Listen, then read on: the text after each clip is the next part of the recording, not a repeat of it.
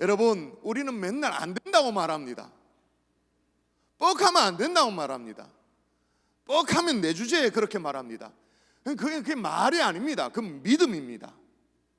너무나도 확실하게 나는 안 될 것을 믿고 굳게 선포를 하니 하나님이 도와주실 수가 없죠. 너무나도 철떡같이 믿는데 안 될 거라고. 여러분, 우리 좌우에 계신 분에게 잘 될 줄 믿습니다라고 인사하십시다. 잘 될 줄 믿습니다. 잘 될 줄 믿습니다. 잘 될 줄 믿습니다. 새해 잘 될 줄 믿습니다. 되면 됩니다. 뭘 안 됩니까? 되지, 그죠? 미국에서 유학을 하고 돌아온 목사님이 계셨습니다. 한국에서 목회를 하는데 뭐 다 그런 건 아니에요. 저도 미국에서 유학을 했으니까 꼭 그렇다고 말할 수 없는데 그냥 널널이하게 열심히 별로 이렇게 목회를 하지 않아도 교인이 날로 불는 거예요. 한 1000명을 육박하게 되어지는 거예요. 근데 이 목사님이에요. 미국에서 뭘 즐겼냐 하면 뭘 즐겼을까요? 이렇게 하는 거예요. 이렇게 하는 거. 골프를 즐긴 거예요.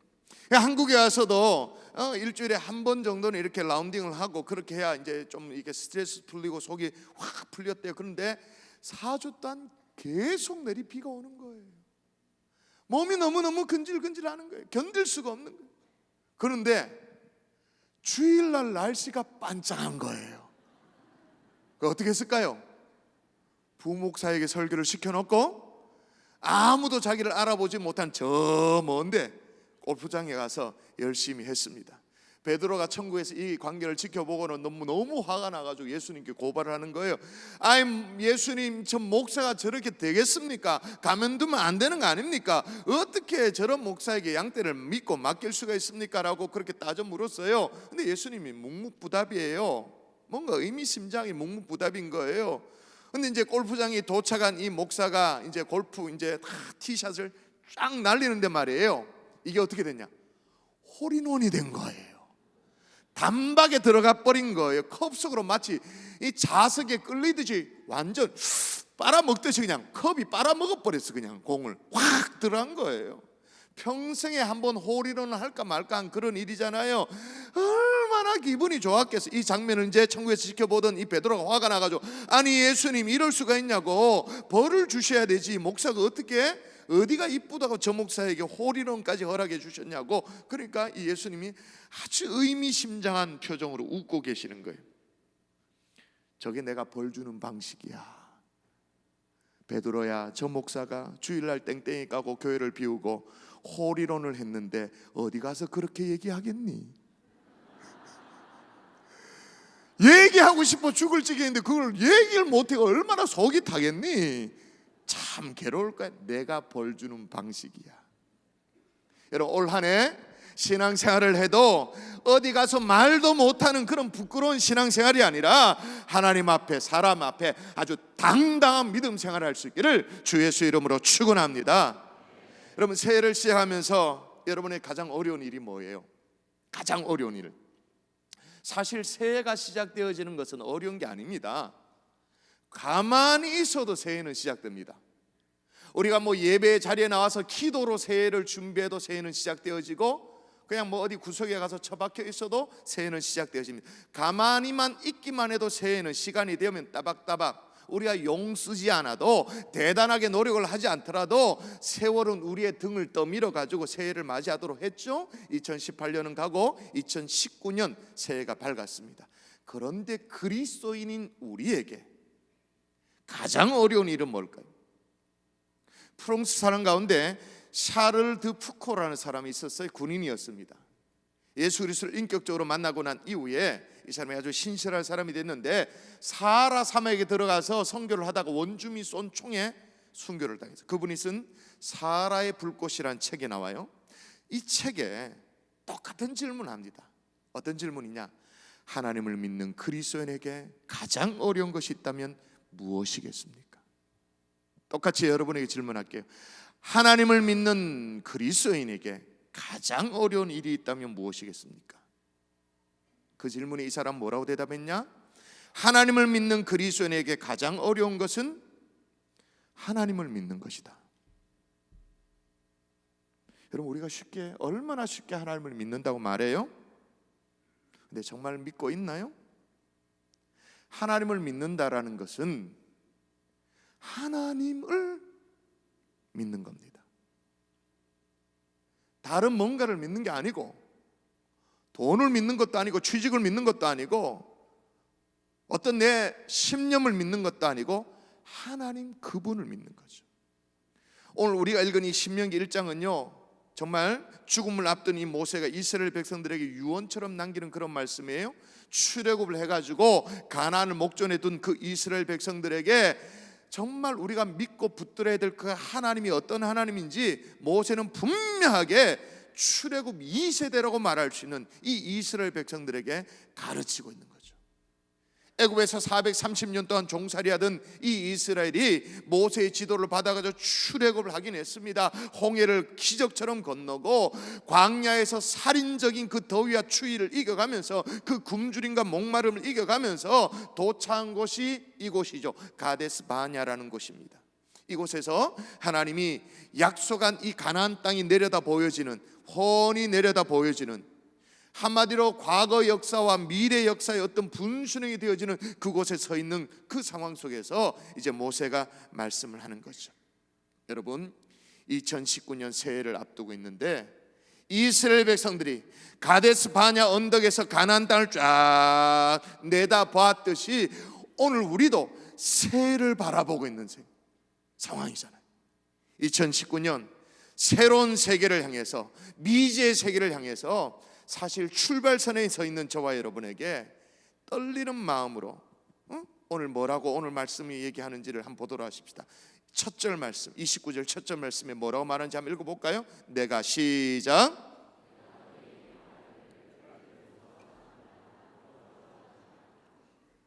무서워할 것이 아니라는 거예요. 두려워할 것도 아니라는 거예요. 여기까지 인도하신 하나님을 믿으라. 하나님을 믿으라. 가나안을 목전에 두고 있는 이스라엘 백성들에게 모세는 이스라엘이 믿어야 할 하나님을 다시 증가합니다. 너네들이 믿어야 될 하나님이 어떤 분인가, 어떤 하나님을 믿어야 되는가 다시 얘기합니다. 오늘 새해를 첫 시작하는 이 금요 성령 집회에 우리가 믿어야 될 하나님이 어떤 하나님인가 저도 다시 증가하려고 합니다. 오늘 말씀을 신비에 새기면서 새해를 출발하는 복된 시간 될 수 있기를 주의 이름으로 축원합니다. 우리가 믿어야 될 하나님, 따라합니다. 앞서 행하신 하나님.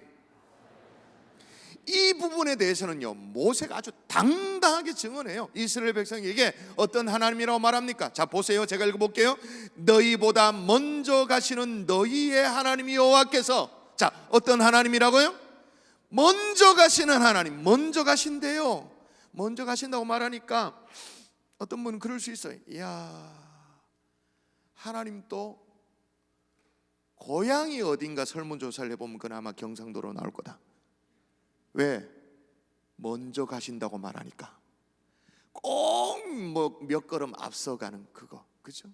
여러분 멋대가리가 없는 경상도 사나이는 좀 머쓱해가지고 꼭 부부간에 그죠? 한 3걸음 앞서가고, 그죠? 그런 얘기 있잖아요. 남자가 나란히 걸어가면 불륜이고 남자가 3걸음 앞에 가면 그거는 부부다, 뭐 이런 거 있잖아요. 우리 하나님이 고향을 조사해 보니까 경상도다 이런 거 아니죠? 왜 먼저 가셨을까요? 왜 먼저 가시느냐? 왜 앞서 가시느냐? 그게 중요하잖아요. 33절 제가 읽어볼 테니까 여러분의 눈으로 답을 찾으세요. 제가 읽습니다. 그는 너희보다 먼저 그 길을 가시며 장막 칠 곳을 찾으시고 밤에는 불로 낮에는 구름으로 너희가 갈 길을 지시하신 자이시니라. 할렐루야. 자, 왜 먼저 가신다고 말합니까? 장막 칠 곳을 찾으려고. 여기에 장막 칠 곳을 찾으시고 라고 말할 때 이 찾는다 이 말은 이리저리 다니는 거예요. 정탐하는 거예요. 자세히 조사하고 살피는 거예요. 마치 목자가 양떼들을 위해서 어디가 푸른 초장인가 살피는 것과 똑같은 거죠. 그뿐만이 아닙니다. 앞서 행하시는 그 하나님께서 필요하면 불기둥으로 인도하시고 또 필요하면 구름기둥으로 앞서 행하시는 하나님.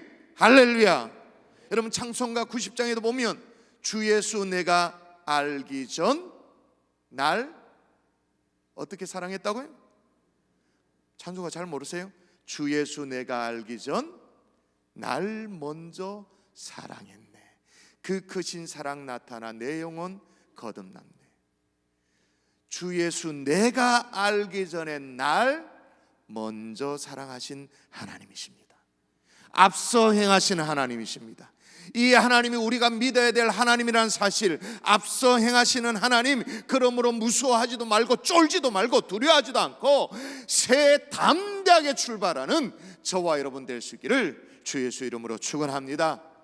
앞서 행하시는 하나님. 또 하나 우리가 믿어야 될 하나님 따라하십시다. 위하여 싸우시는 하나님. 자, 30절 마저 여러분 읽어볼까요? 자, 30절 여러분의 목소리로 또박또박 읽어보십시다. 시작.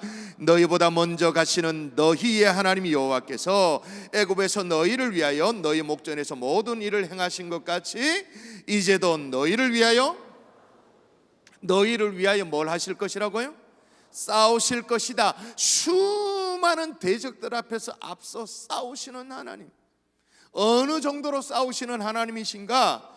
여러분, 하나님의 사랑을 잘 모르는 학자들이요, 성경을 연구하고 학자라고 말할 수도 없겠죠. 그냥 믿음이 없는 사람들이 하나님에 대해서 오해를 해요. 오해를 하면서 별명을 붙입니다. 하나님에 대해서 어떤 별명? 여호와 하나님은 전쟁의 신이다. 왜? 구약 성경을 뜯겨보니까 그냥 계속 싸우는 거야. 이스라엘을 앞장 세우든 아니면 본인이 앞장서든 간에 하여튼 계속 구약을 읽어보니까 계속 싸우는 거야. 그래서 여호와 하나님은 전쟁의 신이라고, 하나님의 사랑을 잘 이해 못하는 그런 사람은 그렇게 얘기하죠. 그렇게 별명을 붙입니다. 그 정도로 당신의 자녀를 위해서 싸우시는 하나님, 전쟁의 신이라고 별명이 붙어졌다. 하나님 입장에서 이게 얼마나 불명예스러운 거예요. 전쟁의 신이다. 야, 그러면 하나님은 되게 막 피를 즐기시는 분이네. 사람 죽는 걸 되게 좋아하시는 분이네. 이래 죽이고 저래 죽이고 찔러 죽이고 터자 죽이고 막. 하나님 정말 사람 죽이는 거 좋아하네. 전쟁의 신이라고 불려지는 게 하나님 입장에서 얼마나 불명예스러운 거예요. 그걸 무릅쓰고라도 싸우시는 하나님. 미국의 초대 대통령 아시죠? 조지 워싱턴. 아주 신실한 믿음의 사람이었죠. 그래서 조지 워싱턴을 둘러싸고는 언제나 뭐가 일화가 많아요. 예화거리가 많아요. 그 중에 대통령이 되기 전에 있었던 일입니다. 그러니까 서부 개척 시대, 그 시대 인디언들하고 막 싸울 때 그때 일이었어요. 워싱턴을 둘러싸고 이제 선두로 이제 탁 나와가지고 이제 지휘를 하면서 이제 인디언들과 이제 싸우는 그런 상황이었어요. 인디언의 추장이에요. 부하에게 명령을 합니다. 맨 앞에 선두에 나오는 저 워싱턴을 집중적으로 사격하라, 겨냥하라, 그렇게 명령을 했어요. 그 당시에 인디언도 어떻게 해가지고 이제 총을 무장하고 있었거든요. 그런 상황 속에 워싱턴을 향해 가지고 집중 사격을 했습니다. 희한하죠. 단 한 발도 워싱턴을 맞추지 못하는 거예요. 심지어는 어떻게 됐냐면 총탄이 무려 4발이 옷깃을 지나가는 거예요. 겉옷을 관통해서 무려 4발이 관통하고 지나가요. 그리고 타던 말이 2마리가 총에 맞아서 쓰러져요. 아찔한 위기를 맞이하죠. 그런데 워싱턴은 큰 부상 없이 전쟁을 치른 거예요. 이게 다 이제 정리를 하고 인디언과의 전투에서 승리를 하고 추장을 생포를 합니다. 사로잡혀온 이 추장이 워싱턴을 바라보며 물어요. 우리가 그렇게 사격을 했는데도 총에 맞지 않는 당신은 신입니까? 사람입니까? 워싱턴에게 인디언이 당신은 신입니까? 사람입니까? 그때 워싱턴의 대답이 아주 중요해요. 나는 나를 위해서 밤낮을 가리지 않고 기도해 주시는 어머니가 계시다. 그리고 그 어머니의 기도로 말미암아 하나님이 나를 보호하셔서 나는 지금도 살아있다. 여러분, 이거 믿으셔야 됩니다. 하나님이 작정을 하시고 보호하시는 사람은 누구도 건드릴 수 없는 줄 믿습니다. 독감이 아니라 독감 하레비가 와도 지나가게 되는 줄 믿습니다. 적당히 며칠 앓고 그냥 끝나게 되는 줄 믿습니다. 하나님이 대신 싸워주시는 은혜가 있는 거예요. 근데 여러분, 오늘 모세는요, 우리가 아주 더 중요한 메시지를 던져주죠. 우리를 위해 싸워주시는 하나님을 소개하면서 말미에 이렇게 말합니다. 뭐라고 말합니까? 싸워주시는 하나님이신데 우리를 위해서 싸우는데 뭐라고 말하는지 한번 볼까요? 같이 시작. 언제도 너를 위해 싸울 것이라고요? 이제도 지금도 과거에 싸우셨던 그 하나님이 아니라 지금도 싸우시는 하나님, 2018년도에만 싸우시는 하나님이 아니라 2019년 지금도 싸우시는, 우리를 위해서 싸우시는 하나님, 그 하나님을 믿을 수 있기를 주의 이름으로 축원합니다. 블레셋 골리앗과의 싸움에 있었던 이 사울왕, 이스라엘 백성들 여러분 기억나시죠? 사울왕도요 한때는요 하나님이 주시는 크나큰 승리를 거뒀던 그런 왕이었어요. 우리가 시원찮게 여겨서 그렇지 그 말이 그 마지막에 중간 이후에 좀 시원찮아져서 우리가 약간 무시하는 경향이 있지, 처음에는 정말로 하나님이 주시는 크나큰 승리를 맛봤던 사람이, 이스라엘 백성도 마찬가지고 왕년에 하나님이 함께 해주셔서 하나님이 싸우셔서 승리를 맛봤던 그런 사람인데, 근데 왕년에 싸워주신 것을 알지만 지금도 하나님이 싸워주신다는 것을 잘 몰랐죠. 지금 골리앗과도 싸워주신다는 걸 몰랐어요. 그래서 참 초라한 모습으로 벌벌벌벌 떨고 있을 때 그때 다윗은 달랐습니다. 전에도 나를 위해 싸워주신 하나님이 지금도 이제도 나와 싸워주실 것이다 믿음으로 어떻게 고백하냐? 자, 사울왕은 벌벌 떠는데 뭐라고 고백하는지 볼까요? 다윗이 이르되 시작. 다윗이 이르되 여호와께서 나를 사자의 발톱과 곰의 발톱에서 건져내셨은즉 이제도 나를 이 블레셋 사람의 손에서 건져내시리다. 우리 한글 성경에는 이제도가 안 나옵니다만 이 맥락을 잘 이해하려면 이제도를 집어넣어야 돼. 전에도 싸우셨던 하나님이 지금도 싸워주시는 하나님, 이제도 싸워주시는 하나님. 초대 교부였던 성 어거스틴이 있어요. 성 어거스틴이요 시간을 현재라고 설명하는 거예요. 늘 현재로 설명하는 거예요. 우리에게는 세 가지 시간이 있다 그렇게 말합니다. 근데 이 세 가지 시간이 과거의 현재와 현재의 현재와 미래의 현재가 있다 이렇게 말하는 거예요. 아니 과거면 과거고 미래는 미래겠지, 무슨 과거의 현재의 시간이 있고 또 현재의 현재라는 시간이 있고 미래의 현재의 시간이 있대요. 그런데 과거의 현재는 기억의 형태로 존재하는 현재의 시간이고, 현재의 현재는 지금의 통찰이라는 시간으로 존재하고, 미래의 현재는 기대감으로 존재하는 현재라는 거예요. 야, 그 옛날 사람이 어떻게 이렇게 통찰력 있는 얘기를 했는지 몰라요. 무슨 얘기냐?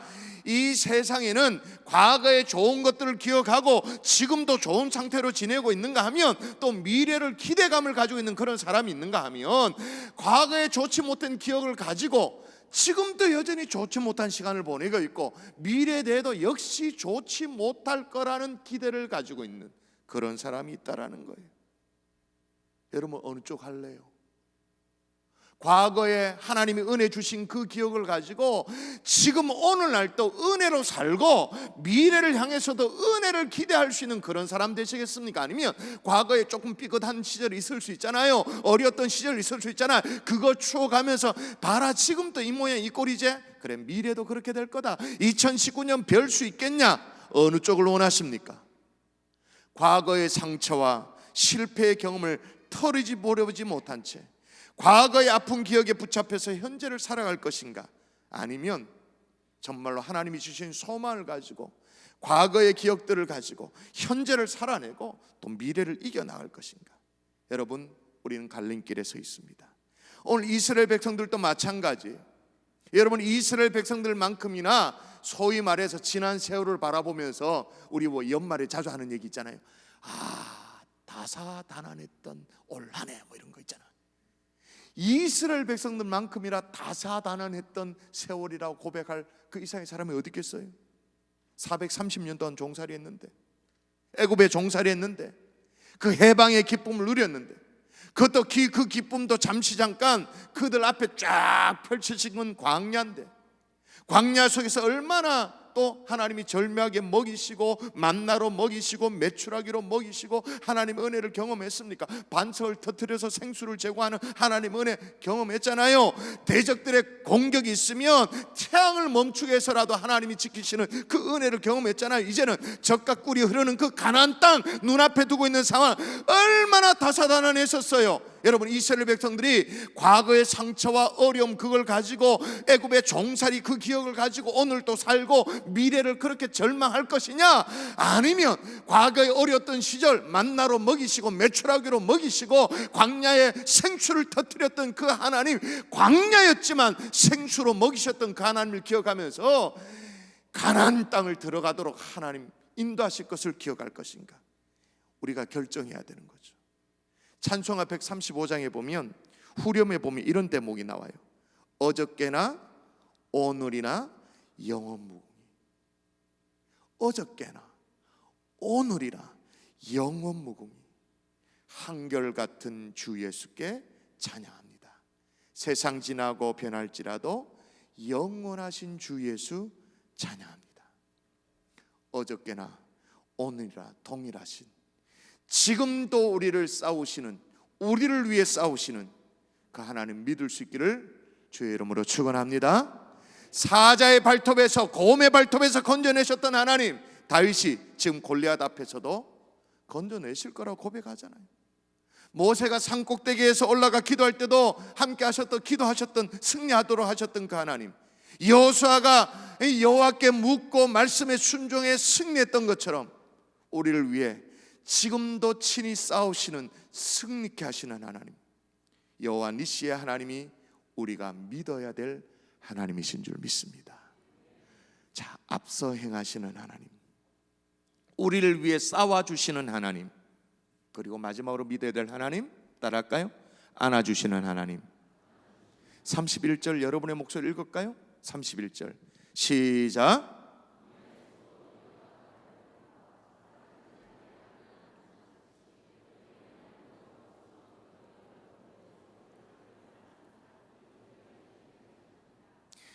이곳까지 어떻게 이르게 하셨다고요?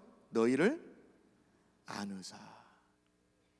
출애굽해서 가나안을 앞두고 있는 이 자리까지, 광야길을 걷는 동안 하나님이 어떻게 해서 이곳까지 오게 하셨다고 말하냐면 너희를 안으사, 안아주셨대요. 안아주셨다라는 것은 하나님이 그의 자녀를 정말로 사랑하신다라는 아주 극치의 표현 아니겠어요? 근데 여러분, 왜 하나님께서 광야에서 사람이 자기의 아들을 아는 것 같이 그렇게 왜 안아주셨을까요? 물론 그만큼 사랑하신다는 뜻이기도 하죠. 근데 왜 안아주셨을까요?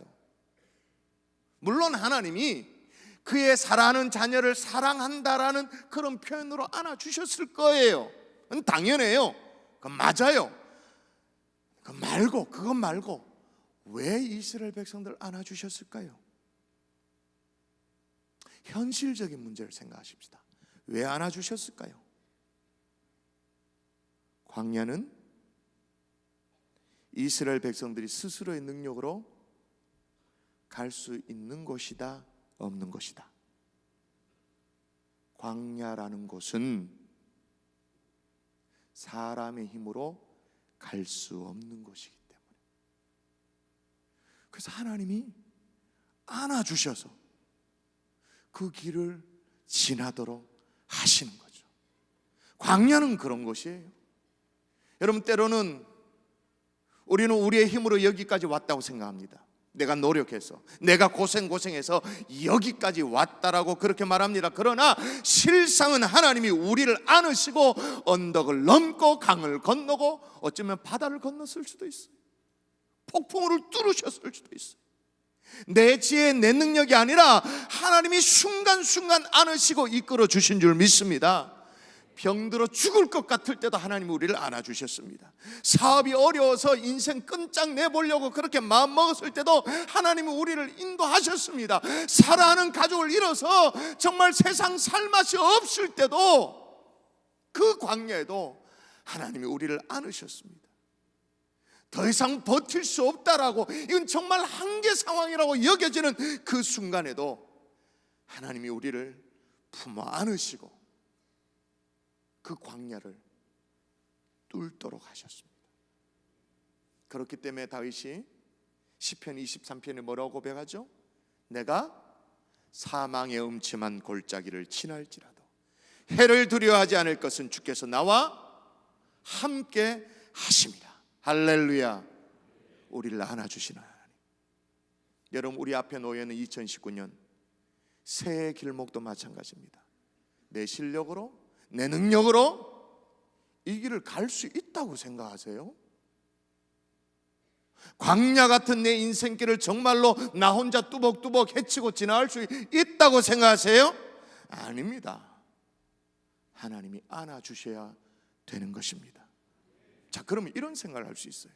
아니, 애시당초 이스라엘 백성들이 출애굽했을 때 광야길을 걷지 않도록 그렇게 처음부터 조치를 취해 주시면 되는 거 아닌가? 그럼 더 좋지 않냐? 그렇게 생각할 수 있어요. 여러분, 실은 애굽에서 가나안까지 직선으로 쫙 가면, 광야를 가로질러 가면, 조금 직선길로 가면 불과 한 300km, 뭐 이거 짧은 길은 아니죠. 사실은 300km. 그래도 적은 길은 아니지만 그래도 쉼없이 걸어가도 한 40일이면 당도가 되어져요. 근데 이스라엘 백성들은 그 길을 40년 광야 생활을 했어요. 40일 광야를 지난 걸 하고 40년 광야 생활이 완전히 다른 거죠. 아니, 뭐 하나님이 안아주시고 뭣도 하고 뭣도 하는 그거 하지 말고 그냥 곧장 40일 그냥 하면 안 됩니까? 가나안으로 들어가도록 해주시면 더 좋았지 않느냐? 왜 굳이 40년을 뺑뺑이 돌리도록 광야 생활을 하도록 하셨는가? 그렇게 생각할 거예요. 그래서 우리 가운데는 하나님을 향해서 조금, 금요일날 이 저녁에 나와 있습니다만 조금 우리 마음속에 하나님을 향해서 화난 마음이 있을 거예요. 좀 마음이 불편한 그런 마음을 가지고 나온 볼멘 소리를 하는 분도 계실 거예요. 그런데 여러분, 물어보십시다. 하나님이 40일만 안으면 될 것을 40년 동안 안으셨습니다. 누가 더 힘들었을까요? 그 길을 걸어가는 백성일까요? 40년을 안고 가는 하나님일까요? 둘 다 더 고달팠겠죠? 그러나 제가 생각하기에 하나님도 역시나 고달프셨을 거예요. 아직도 그래도 정신 못 차리는 이 이스라엘 백성들, 그래도 불순종하는 이 이스라엘 백성들을 40년 동안 안고 계속 이곳까지 인도하시는 하나님.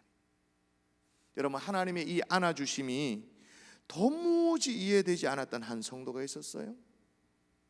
고난을 당했습니다. 고통스러운 일을 경험하게 되어졌습니다. 그래서 그날 또 참 풀이 푹 죽어가지고 어깨가 축 늘어진 채로 이제 집에 퇴근해가지고 들어왔어요. 이제 띵동하고 들어왔어요. 거실에 있던 어린 딸이 반가이 맞이하면서 아빠가 들어오니까 아빠가 이제 인기척이 느껴지자마자 휠체어에서 거의 구르다시피 내려와가지고는 아빠 앞에 엉금엉금 기어오는 거예요. 그래서 아빠 손에 있는 게 보여졌던 거예요. 아빠, 그건 뭐예요? 이제 아빠가 대답, 이거 엄마에 갖다 줄까요? 엄마 어디 있니? 2층에 계세요. 근데 이 딸이 뭐라 하면, 아빠, 그건 내가 갖다 드릴게요. 엄마한테 갖다 드릴게요. 지금 사실 이 딸아이는 휠체어에 있거든요. 소아마비거든요. 그래서 이제 아빠가 뭐, 너가 어떻게 2층에 어떻게 해? 내 아빠가 갖다 줘야 돼. 근데 이게 딸이요, 빵긋 웃으면서 이렇게 대답을 해요. 아빠, 그것도 몰라요? 나도 아는데. 내가 그거 들고 있으면 아빠가 나를 안아서 2층에 데려다 줄 거잖아요. 아빠는 그것도 몰라요? 섬광처럼 지나가는 생각이 있었습니다. 아하, 하나님이 나를 안으셔서 2층 아니라 지하실에도 데려가시는구나. 왜 내가 좌절하고 있을까? 내가 왜 맹을 못 추고 이렇게 있을까? 여러분, 이게 하나님의 안아주심인 줄 믿습니다. 여러분, 아무리 어려운 고통의 짐을 들고 있어도 우리를 안아주심으로 그 길을 걸어가게 하시는 하나님, 이 하나님을 믿을 수 있는 하나님의 종들 될 수 있기를 주의 이름으로 축원합니다. 말씀의 결론을 맺을게요. 2차 세계대전에 있었던 일이었습니다. 많이들 들어본 얘기인데요, 영국의 기선이라고 말하면 기계적인 힘으로 이제 막 배가 움직이는, 그걸 그때 말로는 기선이라고 그렇게 말했어요. 영국의 기선이 미국을 향해 건너가게 될 때, 근데 아주 중대한 임무를 띠고 이제 건너가는 상황이었습니다. 항해를 포기할 수 없었어요. 그런데 당시에 대서양을 건너가기에는 너무나도 위험한 일이었습니다. 언제 적 함대 공격을 받을지도 모르는 그런 상황이었어요. 이제 출발을 앞두고 이 기선의 선장에게 지시가, 오더가 내려졌습니다. 무조건 항로를 따라 앞으로만 전진할 것. 문제가 생기면 스스로 선장이 판단하지 말고 무전으로 연락을 취해서 지시를 받을 것, 이거였습니다. 절대로 선장 마음대로 판단하지 말 것, 그거였습니다. 이제 배가 이제 미국을 향해서 대서양을 가로지르며 항해가 시작되었습니다. 며칠 지나고 났는데 선장 눈에 보니까 적 함대가 눈에 띈 거예요. 노출이 될 그런 상황인 거예요. 그래서 이제 오더가 내려졌잖아요. 절대 선장 마음대로 판단하지 말고 무선으로 그렇게 하라고. 그래서 적군의 함대가 보입니다. 급히 지시를 바랍니다. 회답이 뭐라고 왔냐면 두려워 말고 계속 항해할 것. 너무나도 간단한 지시예요. 선장은 내심 불안했습니다만 명령을 따라 앞으로 계속 항해를 계속했었어요. 그리고 우여곡절 끝에 무사히 항구에 입항을 하게 되어졌습니다. 영국기를 달고. 그런데 어떤 일이 벌어졌냐, 항구에 도착하니까 이내 영국기를 달고 있는 잠수함 한 척이 물 위로 떠오르는 거예요. 그리고 입항을 하는 거예요. 물 위로 가는 이 선박을 보호하기 위해서 보이지 않는 물 밑에서 처음부터 따라붙었던 거죠. 그제서야 선장이 그 오더를 이해할 수 있었던 거예요. 두려워하지 말고 곧장 그 길을 가라. 여러분, 우리 하나님은 우리 앞서 행하시는 하나님이신 줄 믿습니다. 필요하면 자기 자녀를 지키기 위해서 뭐까지도 한다고요? 싸우시기도 한단 말이에요. 전쟁의 신이라고 불명예스러운 별명이 붙여질 정도로 싸우시는 하나님. 싸우시기만 합니까? 우리를 안으시는 하나님. 40년 광야 생활 이스라엘 백성들을 40년 동안 안으시는 하나님. 그 하나님이 바로 우리가 믿어야 될 하나님인 줄 믿습니다. 이 하나님 어떻습니까? 괜찮죠? 이 하나님 믿고 새해를 시작해 보십시다. 하나님을 믿어 보십시다. 하나님을 믿는 그리스도인에게 가장 어려운 일, 하나님을 믿는 것이라고 말했는데, 이 하나님을 정말 믿어보고 새해를 시작하는 하나님의 종들 될 수 있기를 주의 이름으로 축원합니다.